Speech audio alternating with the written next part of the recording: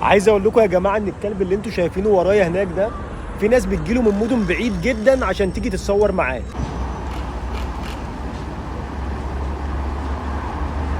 وبيقولوا كمان ان قصه الكلب دوت اتعملت فيلم قبل كده، ان زي ما انتوا شايفين الكلب عاملين له تمثال هنا من زمان جدا. وعايز اقول لكم كمان ان المكان اللي انتوا شايفينه دوت كان محطه قطر، فالكلب دوت كان بيجي مع صاحبه يوصله لحد الشغل لحد المحطه، وكان بيرجع برضه يستناه لحد ما بيجي من الشغل.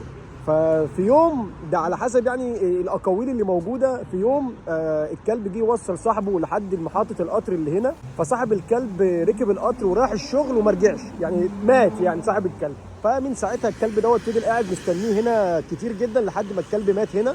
وزي ما انتم شايفين كده الناس بتجيله من كل مكان بتقف تصوره، وفي ناس بتيجي تقف تتصور معاه. فالناس بقى هنا عملوا له تمثال، طبعا الكلام دوت من زمان جدا، التمثال ده هنا بقاله مئات السنين، والناس بتيجي من كل مكان بتيجي تقف تتصور هنا مع الكلب دوت. عايز اقول لكم ان الكلب دوت مشهور جدا هنا، وناس كتيره جدا بتجيله من كل مكان عشان تيجي تتصور معاه. واخر حاجه عايز اقولها لكم من قدام الكلب، ان الكلاب فعلا اوفى من البشر. والسلام عليكم.